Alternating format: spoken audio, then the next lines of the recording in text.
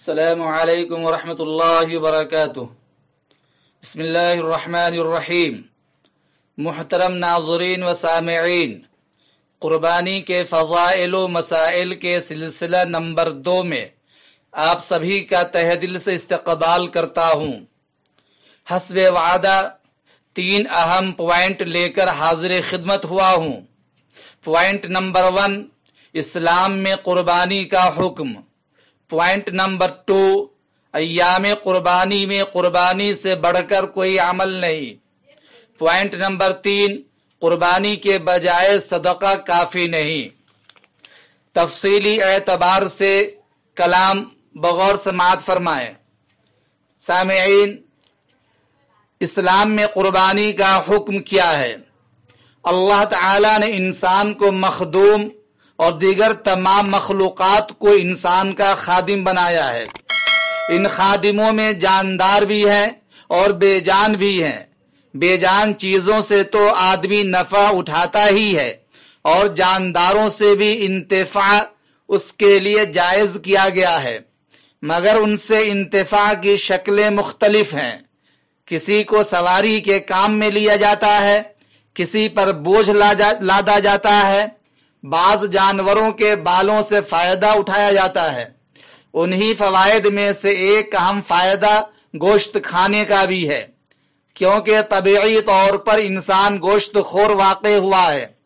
تاہم شریعت نے ایسے جانوروں کے گوشت کو حرام کر دیا ہے جن میں ظاہری یا باطنی خبث پایا جاتا ہو، چنانچہ خنزیر اور سباع بہائم یعنی چیر پھاڑ کھانے والے درندے وغیرہ ظاہری خبث کی وجہ سے حرام کیے گئے، جبکہ غیر اللہ پر بھیٹ چڑھائے جانے والے جانوروں کو باطنی خبث کی بنا پر حرام کیا گیا ہے۔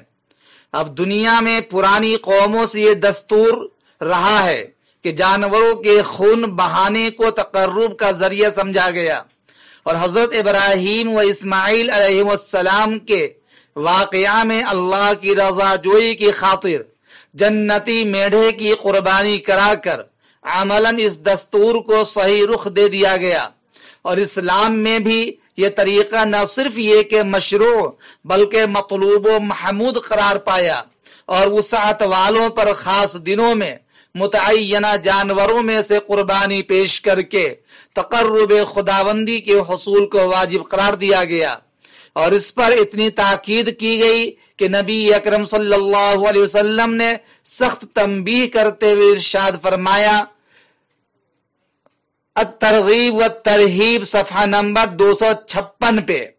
اسی طرح حاکم مستدرک نے جلد نمبر 2 صفحہ نمبر 389 پر روایت نقل کی ہے، من وجد سعۃ لیضحی فلم یضحی فلا یحضر مصلانا۔ جو آدمی قربانی کی گنجائش رکھنے کے باوجود قربانی نہ کرے وہ ہماری عیدگاہ میں نہ آئے۔ پیغمبر علیہ السلام کے اس ارشاد سے اسلام میں قربانی کی اہمیت کا اندازہ لگایا جا سکتا ہے۔ پوائنٹ نمبر 2، ایام قربانی میں قربانی سے بڑھ کر کوئی عمل نہیں۔ قربانی کے ایام میں دیگر عبادات کے مقابلہ میں قربانی کا عمل اللہ کو سب سے زیادہ پسند ہے۔ چنانچہ ام المومنین سیدنا حضرت عائشہ رضی اللہ تعالی عنہا سے مروی ہے کہ نبی اکرم صلی اللہ علیہ وسلم نے ارشاد فرمایا، قربانی کے دن میں کوئی عمل اللہ تعالی کو خون بہانے سے زیادہ پسندیدہ نہیں ہے، اور یہ قربانی کا جانور قیامت کے میدان میں اپنے سینگوں، بالوں اور کھروں کے ساتھ آئے گا، اور قربانی میں بہایا جانے والا خون زمین پر گرنے سے پہلے اللہ تعالیٰ کے دربار میں قبولیت کا مقام حاصل کر لیتا ہے۔ لہذا لوگوں خوش دلی سے قربانی کیا کرو۔ سنن ابن ماجہ حدیث نمبر 3126، ترمذی شریف حدیث نمبر 1493، الترغیب والترہیب مکمل 255۔ پوائنٹ نمبر 3، قربانی کے بجائے صدقہ کافی نہیں۔